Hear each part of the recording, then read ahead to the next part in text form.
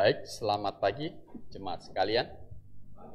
Ya, juga yang di Google Meet dan di Facebook saya ucapkan juga selamat pagi. Baik, untuk anak-anak ya sekolah minggu ya, boleh naik ke atas ya untuk mengikuti acara sekolah Kamis ya, hari ini Kamis. Jadi bukan minggu ya, Kamis. Oke, silahkan ke atas.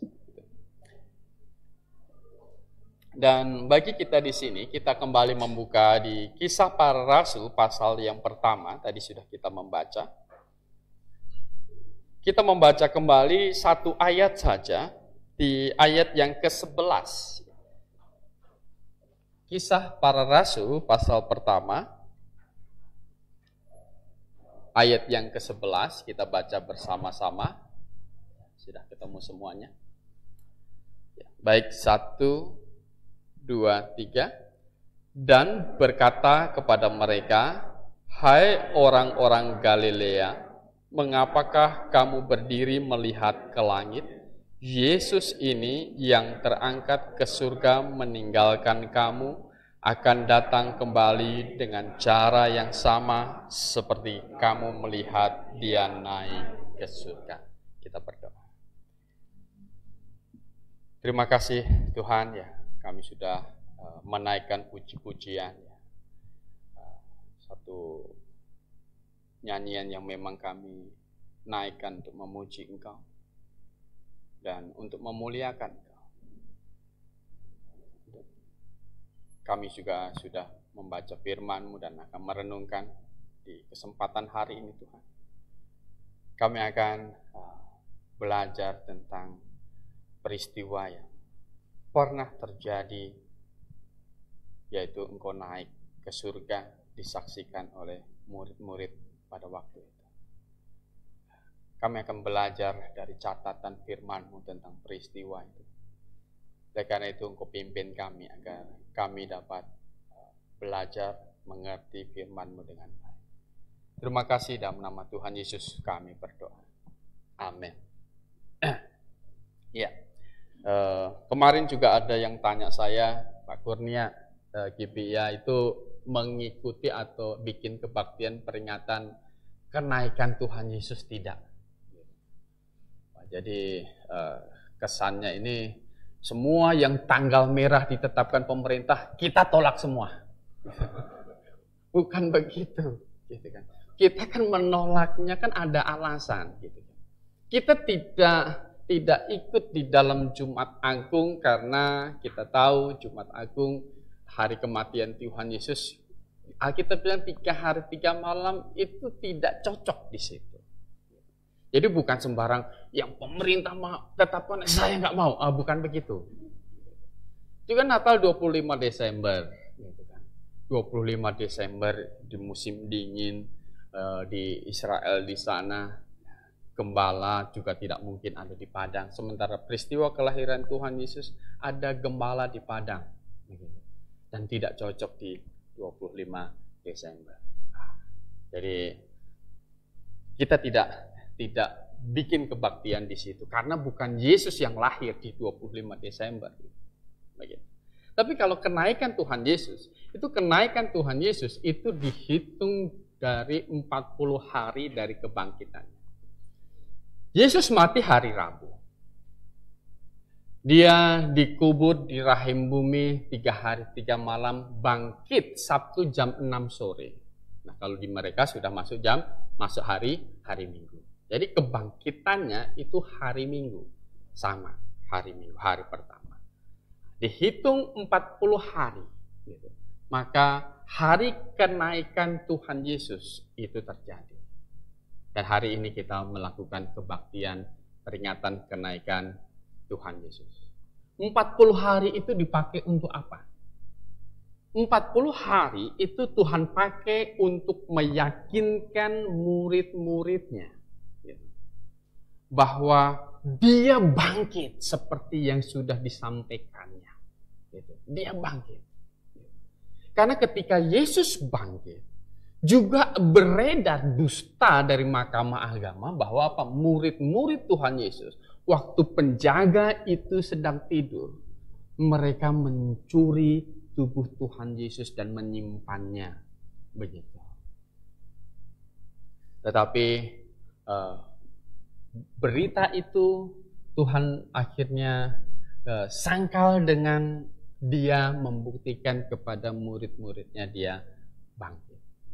Tidak semua orang yang percaya kepada kebangkitan. Tetapi tidak masalah. Karena hanya yang percaya sajalah yang akhirnya menikmati penebusan di dalam Yesus Kristus itu. Dan ini kenaikannya. Di dalam kenaikannya ini kita bisa belajar dua hal. Dikatakan di sini, ini perkataan malaikat, "Hai orang Galilea, mengapa kamu berdiri melihat ke langit? Yesus ini yang terangkat ke surga meninggalkan kamu akan datang kembali dengan cara yang sama seperti kamu melihat dia naik ke surga." Yang pertama adalah, ini adalah petunjuk bagi murid-muridnya untuk mengidentifikasi Yesus yang asli dan yang palsu. Jadi malaikat itu berkata, Yesus ini, gitu kan? Dan Yesus naik terangkat ke surga, kemudian awan menutupinya, kemudian malaikat ini bilang kepada orang Galilea itu, Yesus ini. Jadi, karena akan ada banyak Yesus yang palsu. Yesus sendiri sudah berkata bahwa nanti akan ada Mesias apa? Mesias palsu. Gitu kan. Yesus sendiri sudah mengatakan itu, bahwa akan ada Mesias palsu. Gitu. Kalau kita membaca di Matius pasal 24, coba kita membaca. Dan ini Mesias palsu ini akan menyesatkan katanya. Dari ayat 23, Matius pasal 24 ayat 23 dan 24 sampai 25. Pada waktu itu jika orang berkata kepadamu, lihat Mesias ada di sini atau Mesias ada di sana, jangan kamu percaya, sebab Mesias palsu dan nabi-nabi palsu akan muncul dan mereka akan mengadakan tanda-tanda yang dahsyat dan mujizat-mujizat, sehingga sekiranya mungkin mereka menyesatkan orang-orang pilihan juga. Camkanlah, aku sudah mengatakannya terlebih dahulu kepadamu. Yesus bilang, aku sudah mengatakannya terlebih dahulu kepadamu. Maka malaikat itu berkata, Yesus ini. Gitu. Karena akan ada muncul Yesus yang lain. Gitu. Ada muncul Yesus yang palsu sesudah dia naik ke surga. Tapi malaikat itu berkata, Yesus ini. Nah Bapak Ibu yang dikasih dalam Tuhan. Orang sering bertanya, Yesus Kristus itu sama nggak dengan Isa Al-Masih? Yesus sama nggak dengan Isa Al-Masih? Tentu tidak. Maka malaikat itu, Yesus ini bukanlah Yesus yang Isa itu. Karena Yesus yang Isa itu tidak mati di atas kayu salib. Gitu. Dan orang Arab, orang Kristen Arab tidak pernah memanggil Yesus itu sebagai Isa. Kalau Anda lihat Wikipedia, bagaimana orang Kristen Arab menyebut Yesus. Kalau kita Yesus, itu adalah Yahshua. Mereka menyebutnya Yahshua. Jadi, mereka tidak menyebut Isa, tapi Yahshua. Yaitu Yesus yang kita maksudkan itu. Jadi Bapak Ibu yang dikasih dalam Tuhan. Mungkin Anda juga bisa cek di Alkitab di dalam bahasa Arab. Ya kan? Cek saja. Bapak Ibu, itu beda. Gitu. Dari kelahirannya, cerita kelahiran Yesus dan cerita kelahiran Isa sama nggak? Sama nggak? Beda. Gitu. Yesus lahir di kandang, waktu Isa lahir di mana? Di bawah pohon kurma. Gitu. Beda. Jadi tanda-tandanya berbeda. Jadi pribadi yang digambarkan itu juga apa? Itu berbeda. Gitu. Nah, Bapak Ibu yang dikasih Tuhan. Kemudian Yesus yang dibikin salib di mana-mana. Begitu. Ya kan? Di Tarutung ada, di Papua ada, di NTT juga ada, di Brasil ada yang tangannya begini itu. Di Toraja juga ada. Apakah Yesus yang ini yang naik ke surga ini? Bapak Ibu yang dikasih dalam Tuhan. Kalau yang bikin patung itu Petrus, itu bisa jadi. Enggak? Karena Petrus kan melihat wajahnya kayak gimana. Yohanes juga melihat begitu. Gambarnya, fotonya, dia ingat-ingat kalau dia mau lukiskan begitu. Tetapi kan patung itu dibuat bukan berdasarkan gambar Yesus gitu, yang naik ke surga itu, tetapi Yesus imajinasi orang. Maka di dalam imajinasinya dia menggambarkan Yesus itu sebagai yang berambut gondrong. Mengapa? Karena berpikir Yesus itu orang yang bernazar. Kalau orang bernazar kayak Simpson kan rambutnya apa? Gondrong, memang nggak boleh dipotong gitu. Tetapi Yesus itu bukan orang yang bernazar, tetapi Yesus itu adalah orang Nazaret gitu. Orang Nazaret itu tempat dia menjadi besar gitu. Karena orang akan menyebut dia orang Nazaret. Begitu. Jadi dia bukan bernazar, bukan orang yang bernazar, orang yang membiarkan rambutnya panjang seperti Simpson, tetapi dia adalah Yesus dari Nazaret. Dia tumbuh di situ. Jadi berbeda. Itu berbeda. Bapak Ibu yang dikasih dalam Tuhan, jadi kalau nanti Anda, saya mau cari Yesus, gitu. Yesus yang gimana? Yang rambutnya gondrong Anda tidak ketemu. Karena Alkitab berkata juga adalah kehinaan bagi laki-laki untuk berambut apa? Berambut panjang. Oh, zaman dulu bagaimana ada tukang cukur gitu. Kalau nggak ada tukang cukur, nggak ada pisau cukur gitu kan. Kalau gitu semuanya pasti gondrong seperti Simpson, benar nggak?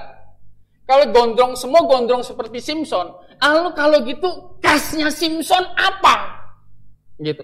Uniknya dari Simpson ini apa? Kalau semuanya gondrong seperti Simpson, maka Simpson sendiri itu nggak ada keunikannya. Gitu.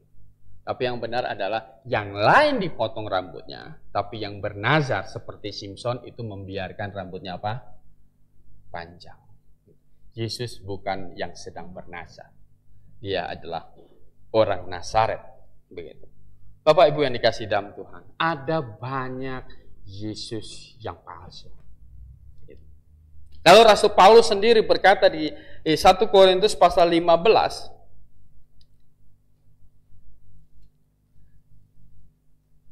di dalam pembuktiannya bahwa Yesus itu bangkit, dia berkata begini, ayat 8,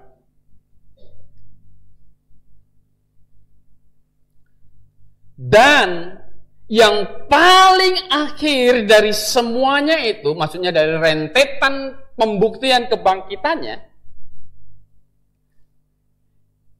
ia menampakkan dirinya juga kepadaku sama seperti kepada anak yang lahir sebelum apa?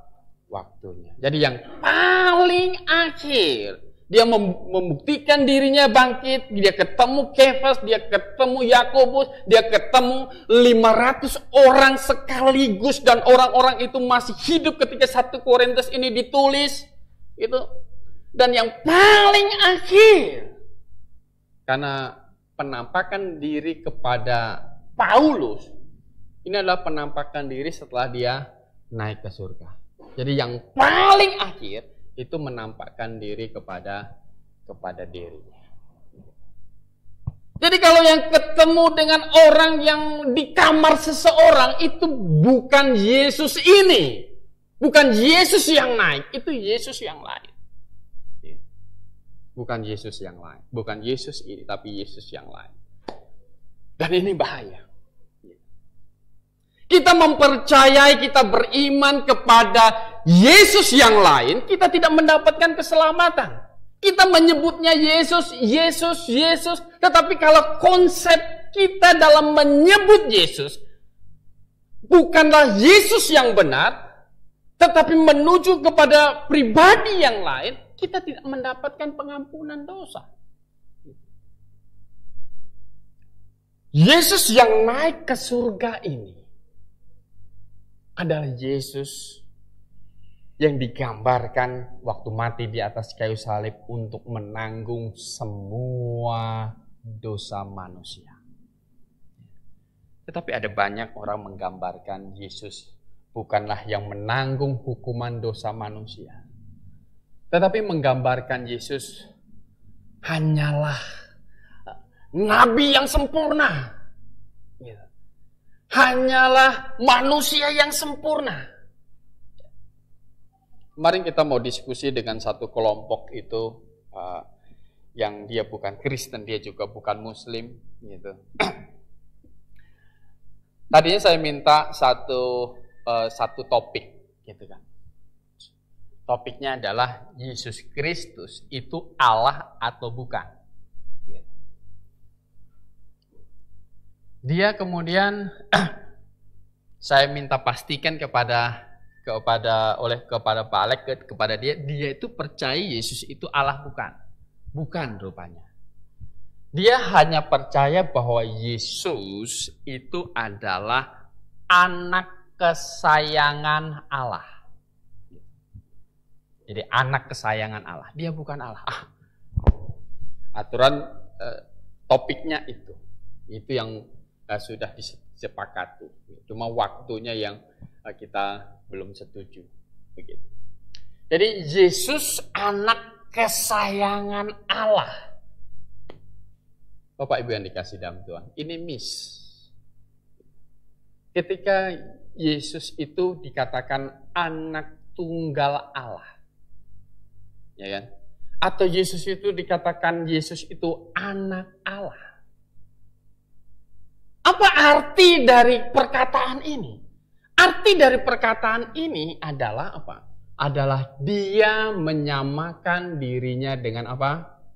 Dengan Allah. Karena reaksi ketika orang berpikir bahwa dengan pernyataan Yesus adalah anak Allah, Yesus adalah anak tunggal Allah, mereka reaksinya itu ambil batu, mereka mau melempar Yesus dengan batu.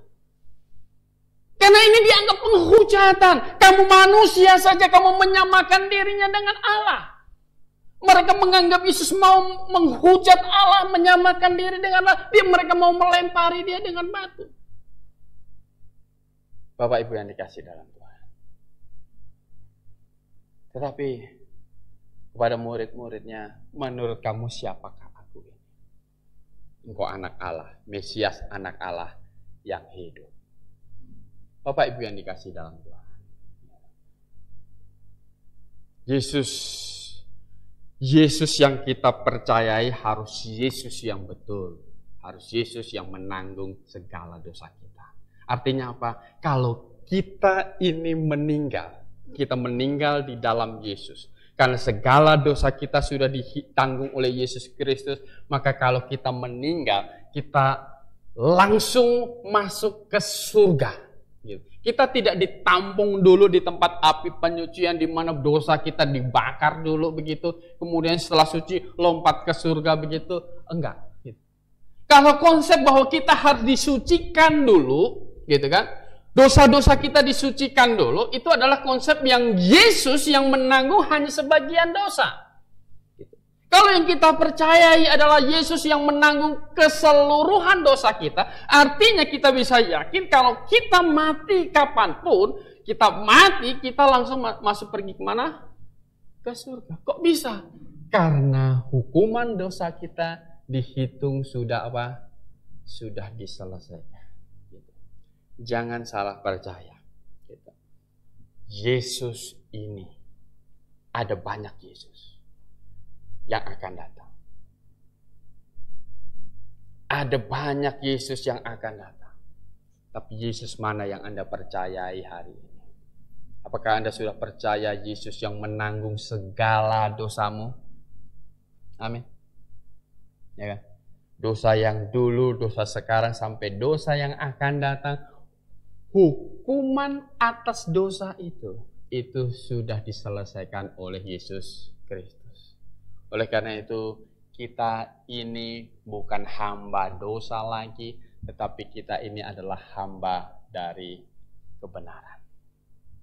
Kamu sudah dibeli, harganya sudah lunas dibayar. Bukan emas, bukan oleh dengan emas atau perak, tetapi oleh darah Kristus yang mahal. Amin. Seharusnya kita yang dihukum, tetapi Yesus yang menggantikan hukuman kita di atas kayu salib. Kita yang harusnya mati, tapi Kristus sudah mati ganti kita. Yesus yang mana yang Anda percaya? Itu penting. Jangan sembarangan percaya Yesus, gitu. Jangan sembarangan percaya Yesus. Uji Yesus mana yang Anda percayai. Nah, itu yang pertama. Kemudian kita bisa melihat yang kedua di sini adalah perkataan Yesus ini. Kita kembali kepada Kisah Para Rasul pasal 1 tadi. Ini malaikat itu berkata, Yesus ini yang terangkat ke surga meninggalkan kamu, akan datang kembali dengan cara yang sama seperti kamu melihat dia naik. Yang kedua adalah, ini adalah pemberitahuan kepada murid-muridnya agar mereka menunggu kedatangan Tuhan kembali. Malaikat itu berkata, hei orang Galilea, mengapa kamu melihat ke langit? Yesus ini yang kamu lihat sudah naik, ini akan datang kembali. Seperti dia naik, demikian dia akan datang kembali. Seperti itulah. Persis. Gitu. Yesus yang sama ini yang naik akan datang kembali dengan cara yang sama dia naik. Waktu dia naik, itu terjadi di Bukit Zaitun. Berarti nanti waktu dia turun kembali, itu terjadi di mana? Di Bukit Zaitun. Maka kita harusnya bisa yakin bahwa kalau ada orang bertemu dengan Yesus di kamarnya, begitu, kita bilang itu bukan Yesus yang di dalam Alkitab. Itu Yesus lain. Yesus yang di dalam Alkitab akan datang kembali dengan cara yang sama seperti dia naik. Jadi kalau datang kembali, dia harus datang, turun dari langit, datang menjejakkan kakinya di Bukit Zaitun. Untuk apa? Karena kalau kita kembali ke Kisah Rasul pasal 1 di ayat 6, murid-murid bertanya kepada Tuhan Yesus, Tuhan, maukah Engkau pada masa ini memulihkan kerajaan bagi apa? Israel. Yesus sudah menunjukkan dia bangkit. Sebelum naik, ini murid-muridnya sudah percaya kepada Yesus Kristus. Jadi peristiwa ini tentu ini adalah rentetan waktu yang terakhir kali murid-murid bersama dengan Tuhan Yesus. Mereka tanya, Tuhan, maukah Engkau mendirikan, katanya apa? Memulihkan kerajaan bagi apa? Israel. Memulihkan kerajaan bagi Israel. Yaitu mengembalikan tahta Daud. Mereka percaya ini. Mereka percaya ini. Semua nabi, Daniel juga percaya ini. Ada masa di mana pemerintahan Yesus, pemerintahan Mesias di bumi. Begitu. Daniel pernah menafsirkan mimpinya Nebukadnezar. Tadinya Nebukadnezar tidak mau kasih tahu dia mimpi apa. Dan tidak ada orang bisa nebak dia mimpi apa. Ya enggak? Sama lah seperti kita hari ini. Kita mimpi, kalau nggak cerita, ada nggak orang tahu kita mimpi apa? Kecuali pas lagi mimpi itu ngigau. Maling, maling, maling. Kita tahu. Tadi malam kamu mimpi dikejar-kejar maling atau ngejar-ngejar maling ya? Tapi waktu itu Nebukadnezar itu tidur sendiri gitu, mungkin dengan istrinya juga nggak tahu dia mimpi apa. Gitu. Pokoknya dia mimpi dan dia mau tahu arti dari mimpi itu, dan supaya dia tidak dibodoh-bodohin, tidak dikibul-kibulin, dia mau orang menebak dia mimpi apa dan juga artinya.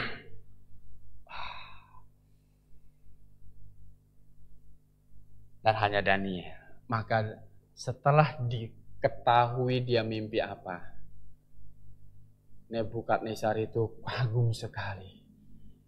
Bahwa tidak ada Allah lain selain Allahnya Daniel. Dia mimpi apa? Dikatakan dia mimpi sebuah patung. Patung tinggi.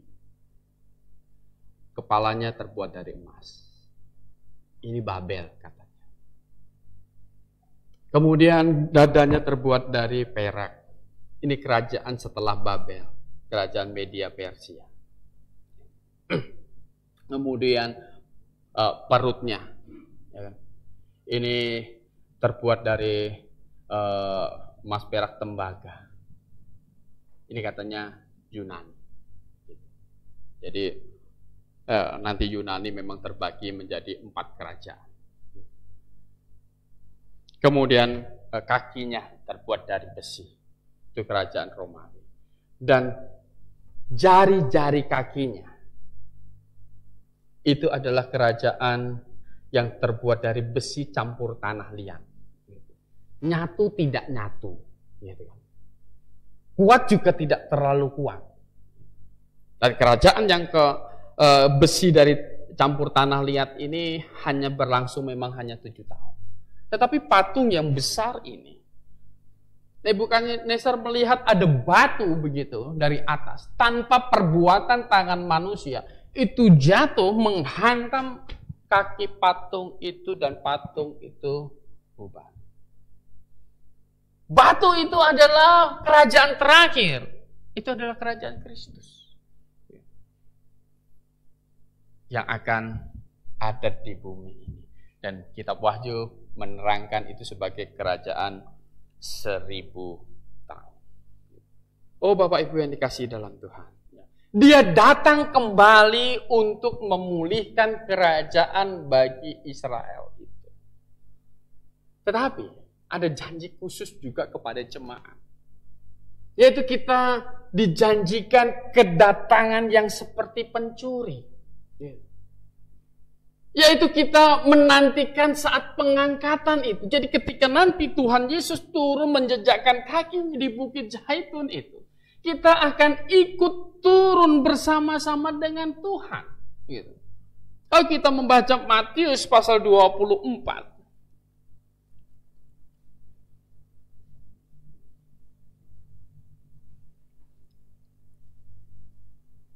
Matius pasal 25.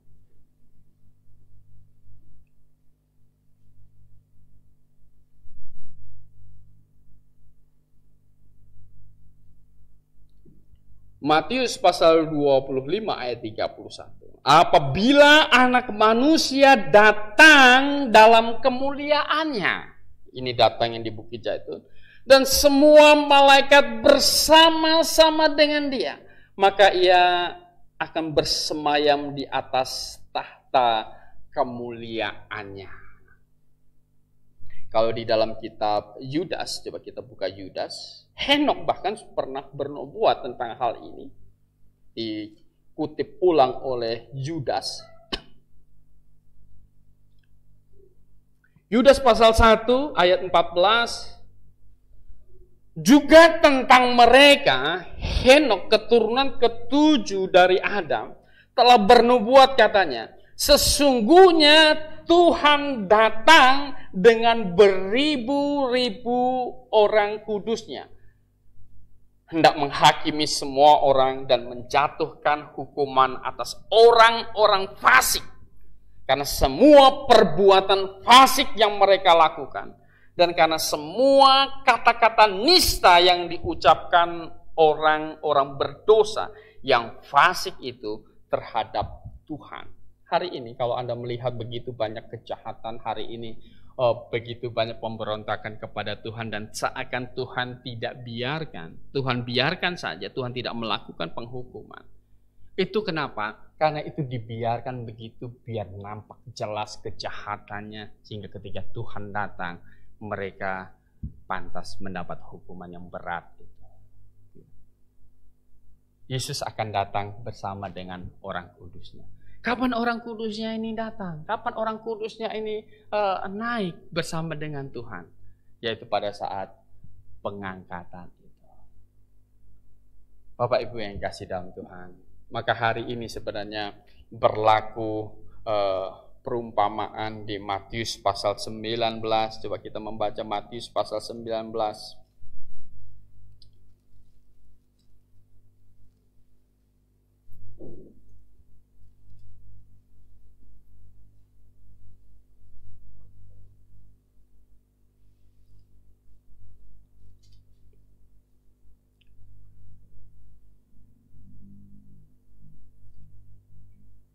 Bukan Matius, Lukas pasal 16. Ya, Lukas. Ya.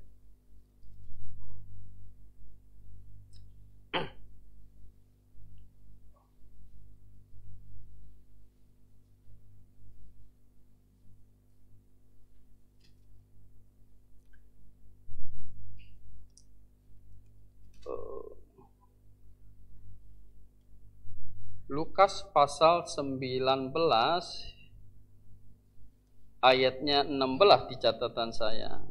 Sebentar. Bukan perumpamaan ini, tapi perumpamaan tentang uang mina.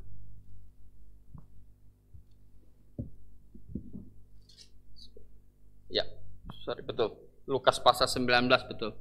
Lukas pasal 19, kalau Anda membaca ini di ayat 16 saja. Di ayat 16, dari ayat 15, biar lebih jelas. Dan terjadilah ketika ia kembali setelah ia dinobatkan menjadi raja, ia menyuruh memanggil hamba-hambanya yang telah diberinya uang itu untuk mengetahui berapa hasil dagang mereka masing-masing. Orang yang pertama datang dan berkata, "Tuan, mina Tuan yang satu itu telah menghasilkan 10 mina." Ayat 17. Katanya kepada orang itu, "Baik sekali perbuatanmu itu, hai hamba yang baik. Engkau telah setia dalam perkara kecil, karena itu terimalah kekuasaan atas 10 kota." Ayat 18.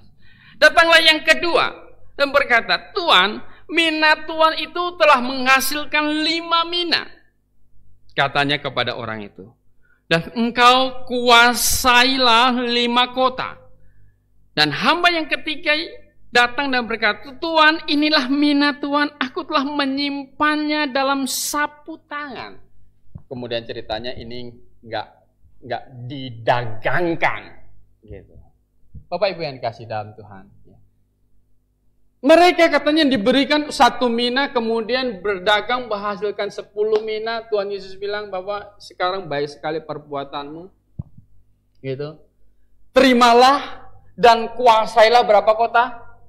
10 kota. Ada yang kuasai 10 kota, ada yang kuasai 5 kota. Ini kapan? Ini adalah saat pemerintahan Kristus 1000 tahun. Yesus memang menjadi rajanya, tetapi kita akan ikut memerintah dengan Dia. Seperti raja-raja yang menguasai dunia. Begitu ya. Raja-raja yang menguasai dunia. Waktu itu misalnya Nebukadnezar menguasai dunia. Maka Yerusalem waktu itu menjadi provinsinya. Yudea itu menjadi provinsi dari Nebukadnezar, dari Babel. Gitu. Jadi Yesus akan menguasai dunia. Dia menjadi raja dunia. Memulihkan kerajaan bagi Daud. Dan yang ikut memerintah dengan dia akan menguasai 5 kota, akan menguasai 10 kota. Dan itu tanpa pemilihan umum. Ya, itu tanpa pemilihan. Itu penunjukan langsung. Yesus berkata, kuasailah 5 kota, kuasailah 10 kota. Karena kerajaan 1000 tahun itu adalah kerajaan yang nyata, yang real, yang ada di muka bumi ini, yang memang lama pemerintahannya 1000 tahun. Bapak Ibu yang dikasihi dalam Tuhan. Hari ini kita dipercayakan apa? Dan adakah yang sudah menghasilkan? Adakah yang sudah menghasilkan? Adakah kita ini sudah menghasilkan sesuatu bagi Tuhan? Bapak Ibu yang dikasihi dalam Tuhan. Apa yang tidak hilang di muka bumi ini? Semuanya akan hilang. Semuanya akan hilang. Dan waktu kita mati, tidak ada sesuatu pun yang kita bawa. Oleh karena itu, ada satu Jimmy Elliot, itu seorang misionaris yang dia dibunuh oleh suku Indian di Ekuador. Usianya waktu itu belum terlalu tua, dia masih muda begitu. Kemudian dia memutuskan diri menjadi misioneri ke sana, dan dia dibunuh di sana. Waktu itu orang tanya dia, ngapain putuskan diri menjadi misioneris?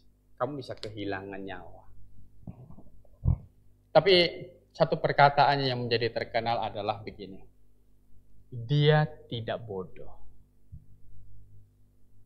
Yang melepaskan apa yang tidak bisa dia jaga. Untuk mendapatkan apa yang tidak bisa hilang. Bapak Ibu yang dikasihi dalam Tuhan. Apa yang tidak bisa dia jaga? Tentu yang tidak bisa dia jaga adalah nyawa dia sendiri. Adakah orang bisa jaga nyawa dia di dunia ini dan kemudian tidak akan pernah mati lagi? Tidak. Satu hari pasti akan hilang. Satu hari kita pasti akan pergi. Satu hari kita pasti akan meninggalkan bumi ini. Mungkin di umur 30 tahun, mungkin di umur 50 tahun, mungkin di umur 70 tahun, mungkin di umur 80 tahun. Orang yang tertua hari ini mungkin 100 berapa tahun meninggal juga.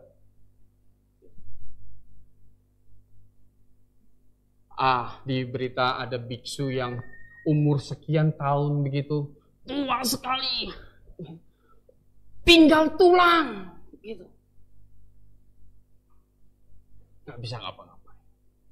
Meninggal juga. Gak bisa dijaga. Tetapi kalau kita melepaskan apa yang tidak bisa dijaga untuk mendapatkan apa yang tidak bisa hilang, itu orang bodoh atau orang pintar? Orang pintar. Jimmy Elliot pintar. Jimmy Elliot pintar. Bapak Ibu yang dikasihi dalam Tuhan. Demikian juga kita. Kalau kita menggunakan apa yang bisa hilang ini. Segala hal yang dunia ini bisa hilang. Dan kita pakai untuk mendapatkan apa yang tidak bisa hilang. Itu adalah keputusan yang bijaksana. Apa yang tidak bisa hilang? Yang tidak bisa hilang adalah jiwa-jiwa yang dimenangkan kepada Tuhan. Itu yang tidak bisa hilang. Tapi yang lain yang kita miliki, kekuatan kita, harta kita, semuanya akan apa? Hilang. Orang bijak, Orang pintar pakai yang bisa hilang itu untuk mendapatkan yang tidak bisa hilang. Bapak Ibu yang dikasih dalam Tuhan, janji Yesus datang kembali itu ditegaskan lagi di sini. Jadi murid-murid Yesus, mereka berpikir itu Yesus Kristus itu datang pada zaman mereka. Yesus datang pada zaman mereka. Mereka begitu antusias menunggu kedatangan Tuhan. Mereka generasi yang pertama yang mendengar janji ini, Yesus yang sama akan datang kembali. Harusnya, gitu kan? Kita ini sudah ternyata tidak di generasi pertama, tetapi juga tidak di generasi kedua. Ini kita sudah akhirnya abad ke 22 ini. Udah 2000-an tahun lebih ini. Harusnya janji ini semakin dekat dengan kita. Janji Yesus datang kembali ini semakin dekat dengan kita. Dan hari ini kalau Yesus datang hari ini. Kita ada pengangkatan hari ini. Kalau ditanya, berapakah jiwa sudah dibawa kepada Tuhan? Berapa usaha yang sudah kita berikan untuk memenangkan orang? Kita menjawab apa? Apa jawaban kita? Bapak Ibu yang dikasih dalam Tuhan, Dia pasti datang kembali. Seberapakah Anda berharap itu? Dan Dia akan bertanya, seberapakah yang sudah kau berikan untuk aku? Sudahkah yang terbaik kau beri buat Yesus Kristus? Berapa banyak? Bapak Ibu yang dikasih dalam Tuhan, mereka murid-murid mengharapkan Yesus datang pada generasinya. Seharusnya kita juga berharap yang sama. Yesus datang pada zaman kita ini. Amin. Dia datang pada zaman kita ini. Bapak Ibu yang dikasih dalam Tuhan, berdoalah. Jangan saat Dia datang kita tidak lagi semangat untuk Dia. Ya. Masih kacau. Pekerjaan kita bagi Dia belum banyak kita buat. Kalau demikian, ada waktunya untuk memperbaiki. Ada waktunya untuk mengubah kembali. Sehingga ketika Dia datang, kita sudah siap. Bukan hanya kita siap nama kita ada di surga, tetapi kita siap. Yesus berkata kepada kita, hambaku yang baik dan apa? Setia. Itu yang kita harapkan. Hambaku yang baik dan setia. Terimalah 5 kota. Terimalah 10 kota. Terimalah 2 kota. Di dalam kerajaan 1000 tahun. Kita berdoa.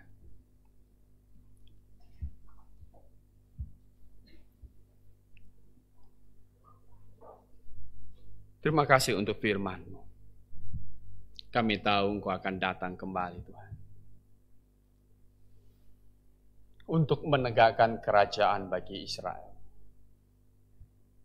Karena kami tahu 1 iota dari firman-Mu itu tidak akan berlalu. Semuanya pasti digenapi. Janji-janji di dalam firman-Mu yang belum digenapi pasti akan digenapi. Maka kami juga percaya Tuhan, bahwa Engkau akan memberikan 10 kota, memberikan 5 kota. Itu adalah kota-kota yang real, kota-kota yang nyata di dalam kerajaan 1000 tahun nanti. Saat pemerintahan-Mu itu terjadi di muka bumi ini. Tuhan, oleh karena itu kami bisa berkata hari ini, kami akan tetap bersuka cita, bukan karena keadaan duniawi yang kami punya, bukan hal materi yang kami punya. Kami akan bersuka cita kalau Engkau menilai kami sebagai hamba yang baik dan yang setia. Itu yang akan kami kejar. Itu yang kami harapkan dari-Mu Tuhan. Engkau berkata kepada kami. Engkau berkata tentang kami. Hamba yang baik dan setia. Selama kami hidup. Selama waktu masih ada. Kami akan melakukan hal yang menyenangkan Engkau. Kami akan menjadi hamba yang baik. Kami akan menjadi hamba yang setia. Sampai Engkau datang nanti Tuhan. Kami tidak mau hidup kami mengecewakan-Mu. Kami mau hidup kami menjadi hidup yang membanggakan Engkau Tuhan. Karena kami tahu segala dosa kami sudah Engkau tebus. Engkau sudah selesaikan semua hukuman dari dosa kami. Semuanya tidak ada sisa. Karena itu Tuhan, betapa besar anugerah-Mu bagi kami. Maka kami ingin membalasnya sekuat tenaga kami, semampu kami. Selama kami hidup, kiranya Engkau memakai hidup kami. Terima kasih Tuhan untuk firman-Mu. Dan terima kasih juga atas janji-Mu. Engkau akan datang kembali.